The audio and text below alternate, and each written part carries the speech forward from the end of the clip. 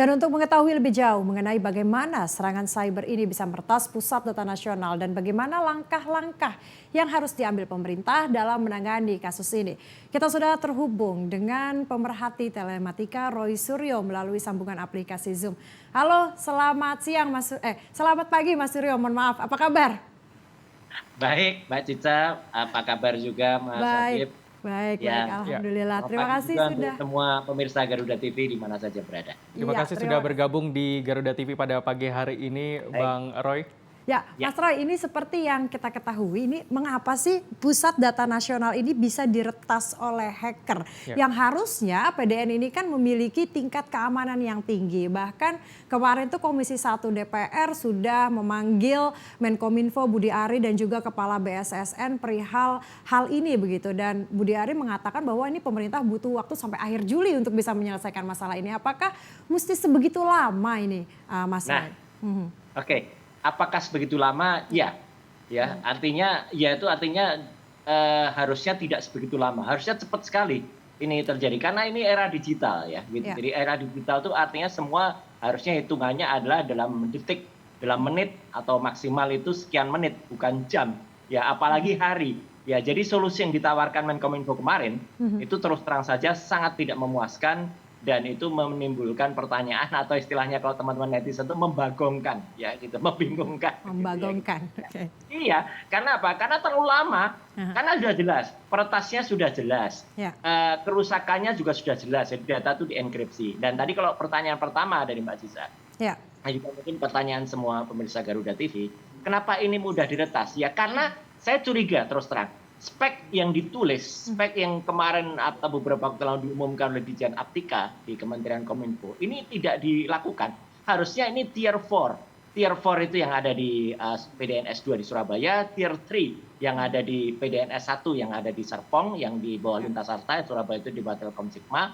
Kalau itu yang benar, itu berarti proteksinya sungguh canggih. Dan kemudian kalau dia down, up-nya itu cepat ya, up-nya itu dalam hitungan menit, bukan dalam hitungan hari seperti sekarang, ini sudah seminggu. Ya, nah ini berarti saya curiga, apakah low spec? Kenapa kecurigaannya? Mungkin Mas Habib, Mbak Cica, dan ya, semua pemirsa Garuda TV mungkin juga mendengar alasan kemarin dari Telkom dari Telkom mengatakan ini Windows Defender-nya yang kena. Waduh, kita akan jadi kaget.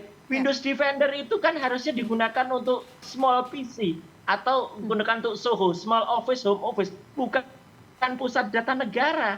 Kalau pusat data negara menggunakan aplikasi semacam Windows Defender, ya jelas bobol. Iya. Itu mudah sekali dibobol. Jadi Iya. itu kenapa mudah dibobol? Karena di luar spek yang diharapkan atau di luar spek. Makanya kalau saya tadi lihat ada tayangan kemarin ya, Iya. itu ada Barreskrim itu masuk dalam penyidikan yang dipaparkan oleh Menkominfo di Komisi 1 harus diteliti apakah memang benar ini speknya sesuai dengan tier 4 ya. Kalau tier 4 itu tidak akan serapuh ini.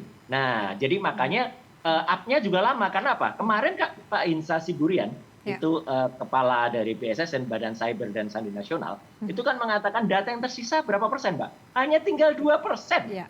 Dari keseluruhan 282 kementerian lembaga yang menjadi tenan pusat data nasional. Jadi habis dong datanya. Begitu habis, satu-satunya yang bisa dilakukan apa? Yaitu mengambil mengkolek kembali ya, data-data yang sudah atau yang masih ada di tenan-tenan yang ada. Ya. Makanya 5 kementerian lembaga ya, ada kementerian Hukum dan HAM, ada Kemenko Marves, ada Kemenak, ada Kota Kediri. Itu kenapa, dan LPKP, itu kenapa masih bisa jalan lagi cepat? Karena mereka punya data. Ibaratnya gini, logikanya sederhana, Mas Habib dan Mbak Cica dan pemirsa Garuda TV. Ibaratnya kita punya laptop, kemudian laptop kita kena serangan, kena hack, kemudian tapi kita masih punya harddisk cadangan eksternal. Ya udah, Ya. laptopnya diformat aja, harddisk cadangannya dimasukin data-datanya, tapi kan mungkin kita backupnya sudah seminggu yang lalu, sebulan yang lalu, atau jangan-jangan setahun yang lalu. Nah, kalau setahun yang lalu berarti data-data yang terbaru ya setahun yang lalu. Itu. Jadi kita kehilangan data mulai semenjak di hack sampai dengan data itu di-recover dari. Bayangannya kira-kira begitu. Ya, baik, Mas Roy, tadi juga Anda sempat menyampaikan bahwa solusi yang ditawarkan oleh Kemenkominfo ini terkait dengan tiga langkah tadi ya, ada yang pendek, Jangka menengah, pendek, dan jangka menengah, jangka panjang. Iya, Ya. itu Anda menilai itu sedikit kurang memuaskan. Dan apakah Sangat Anda tidak memuaskan. Ya, sebagai pakar telematika, Anda memandang terdapat solusi yang lebih tepat dan seharusnya dilakukan? Gini, solusi yang lebih tepat gini, udah pastiin aja yang pertama adalah data-data itu terenkripsi dan jangan kemudian membayangkan kita bisa membuka enkripsi itu atau bahkan meminta bantuan dari luar negeri. Saya sempat mendengar ada statement itu. Atau apalagi kita membayar. Waduh, kalau kita membayar seperti salah satu saran katanya ada ahli dari ITB yang kemudian inisialnya Y yang saya tentang keras itu, yang tentunya ada di salah satu media online kemarin. Wah, itu berbahaya karena uang kita pasti akan hilang. 8 juta dolar kita hilang karena kita bayarnya juga bukan pakai uang biasa. Mereka pasti terimanya hacker itu biasanya terima pakai kripto, ya cryptocurrency atau pakai Bitcoin dan itu nggak mungkin dilacak. Itu hilang. Nah, maka apa? Ya udah, itu benar yang sekarang itu di-close dulu, ya ditutup aksesnya dulu, kemudian dengan cepat langsung mengkolek data-data dari server-server lokal dari setiap tenan yang ada. Nah, moga-moga, saya sih berharap moga-moga tenan-tenan ini ya misalnya kabupaten kota atau kementerian masih punya datanya karena ada bahayanya. Kemarin kan sudah ada Perpres yang melarang setiap kabupaten kota, setiap pemerintah kementerian lembaga itu memiliki data sendiri, server sendiri. Nah, ini Perpres ini memang menurut saya harus ditambahi atau dikoreksi atau bahkan direvisi. Karena kalau ini terjadi lagi, udah data-data hilang lagi. Karena ibaratnya gini, daerah-daerah itu mengumpulkan datanya semuanya serahkan ke PDN, Pusat Data Nasional. Ternyata Pusat Data Nasional yang asli yang ada di Cikarang itu belum selesai. Jadi terpaksa pemerintah membuat PDNS sementara itu kan, S-nya sementara di Jakarta, di Serpong, dan juga yang ada di Surabaya dengan cold storage ada di Batam. Nah, ini speknya mungkin di luar perencanaan karena sementara kan gitu. Nah, tapi kan sebenarnya juga nggak boleh sementara. Kalau memang belum siap, harusnya nggak usah gitu loh. Nggak usah ada, tunggu bener yang di Cikarang, yang di Batam, yang di IKN, atau yang di Labuan Bajo itu selesai. Nah, sekarang makanya nggak ada jalan lain kecuali mengkorek secepat-cepatnya, mengkolek secepat-cepatnya semua data-data itu, bangun kembali sistem, kemudian sesuai dengan standar Tier 4 seperti yang ada di anggaran. Karena kita tahu apa? Dari Bu Sri Mulyani kan kemarin juga cerita, anggaran untuk pusat data ini ternyata 700 miliar, luar biasa. Luar biasa itu anggaran itu. Jadi ya ini banyaklah rentetan ke belakang dan itu cepat. Itu akhir Juni harusnya dalam tempo hitungan hari aja itu harusnya sudah bangkit kembali, nggak usah nunggu sampai 6 bulan kan. Yang disampaikan di Komisi 1 kemarin kan sampai 6 bulan. Makanya teman-teman di sana bilang ini pembodohan nasional ini gitu. Gitu kira-kira. Iya, Mas Roy, ini kan hacker ini juga meminta tebusan sebesar 8 juta US dollar ya, atau sekitar 131 miliar kepada pemerintah. Nah, bagaimana Anda menanggapi hal tersebut? Karena pemerintah kan juga nggak mau bayar nih, dan Bang Roy tadi sebutkan bahwa Bang Roy juga setuju kalau misalnya pemerintah tidak membayar. Sebetulnya seperti apa cara kerja hacker ini, gangguan ransomware ini sebegitu sulitnya diatasi, segitu sulitnya dihalau, dan para hacker ini meminta tebusan. Apakah cara kerjanya memang seperti itu atau bagaimana? Mas Roy? Ya, baik. Saya diingatkan. Makasih Mbak Cici Amalia. Jadi gini, ya hacker itu setidaknya bekerja dengan 4 hal. Nah ini makanya sekaligus saya ingatkan, pemerintah jangan terlalu abai. Jangan terlalu santai dengan mengatakan, oh data sudah ditutup, data-data kita aman. Enggak. Salah satu dari 4 langkah yang dilakukan hacker itu adalah yang pertama, dia adalah membuka sistem. Caranya apa? Dia memasukkan, membuka yang namanya backdoor. Nah caranya bisa juga dia misalnya mancing. Apakah ada ordal atau orang dalam itu yang mungkin lengah atau iseng tidak ngawasi sistem, karena sistem itu harus diawasi 24 jam. Secanggih apapun dia tidak akan bisa aman karena apa? Sistem itu harus terbuka. Nah, karena terbuka itu kadang-kadang orang mungkin ada yang buka maintenance lupa, dia masih log on sebagai root ya, itu istilahnya agak teknis.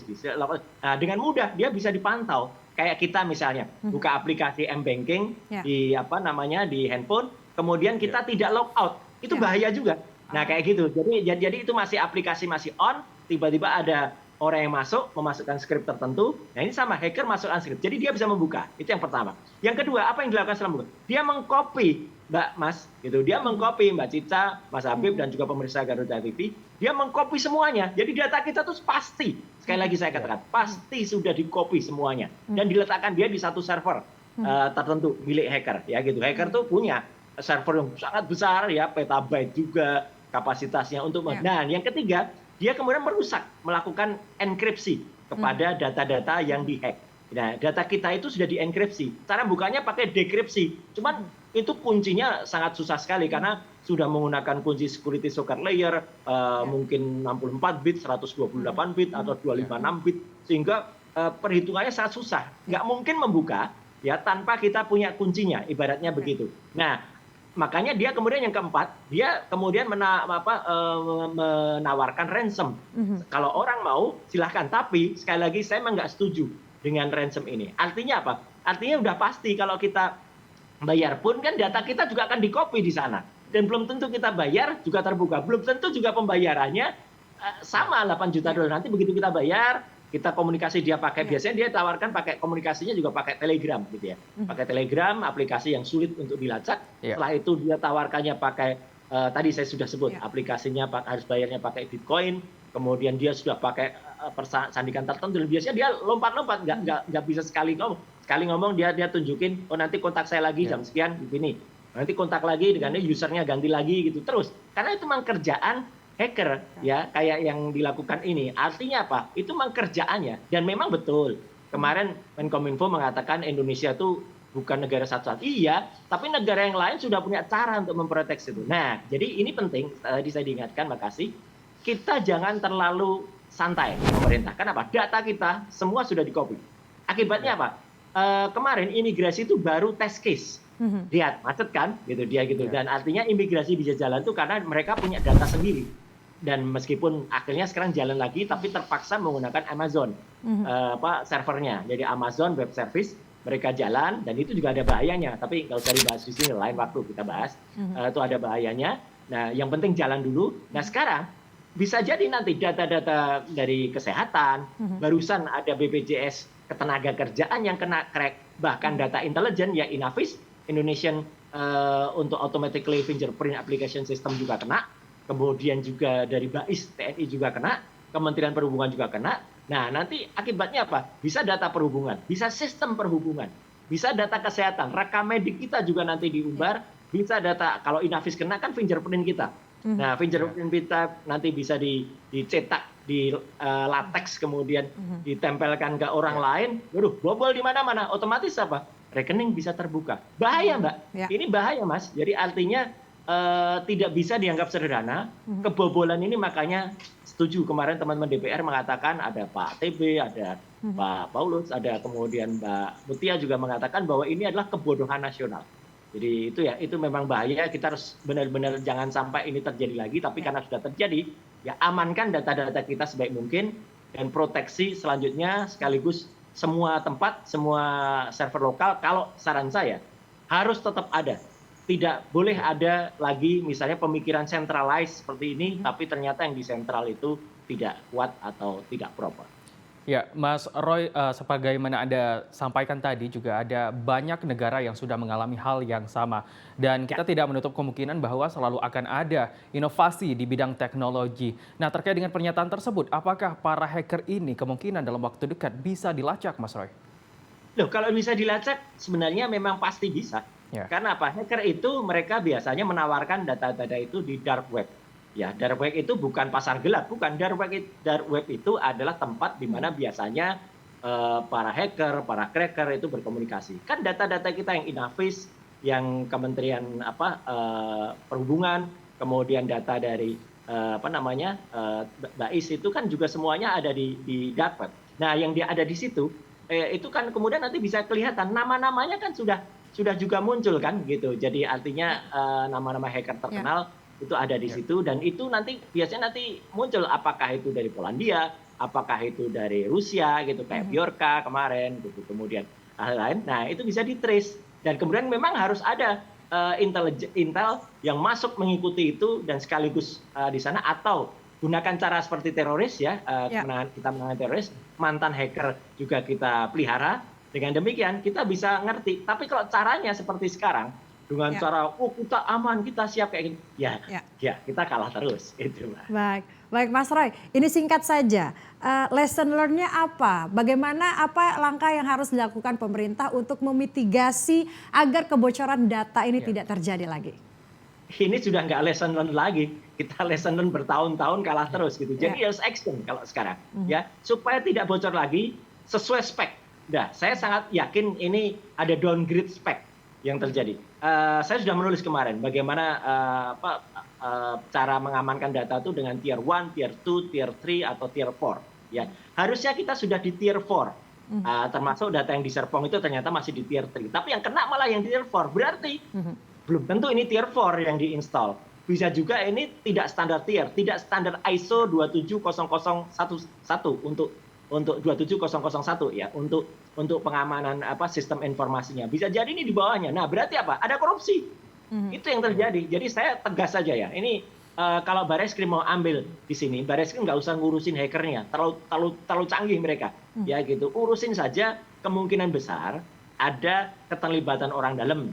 Ada juga misalnya provokator-provokator yang suruh bayar. Nah itu malah harus diteliti. Statement dari salah seorang yang katanya pakar dari Bandung itu, ya inisialnya itu menurut saya harus periksa orangnya. Ya, karena apa? Karena itu sangat tidak betul. Menyuruh Indonesia bayar itu stupid.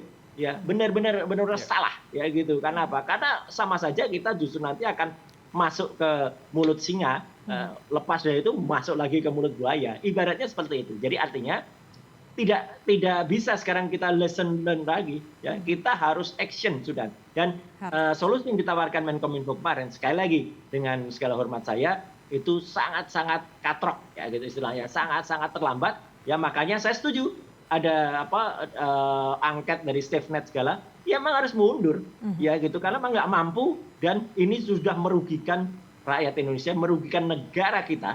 Jadi menurut saya presiden ke depan ya Pak Prabowo kalau menurut saya itu harus benar-benar memilih orang yang tepat lah gitu, untuk jangan sembarang orang taruh ya, padahal dia memegang data. Kan kita tahu data itu is the new oil. Oli masa depan itu kan bernilai sangat tinggi. Dulu gold menjadi oil sekarang data itu menjadi sangat tinggi nilainya, dan ini sangat berbahaya itu.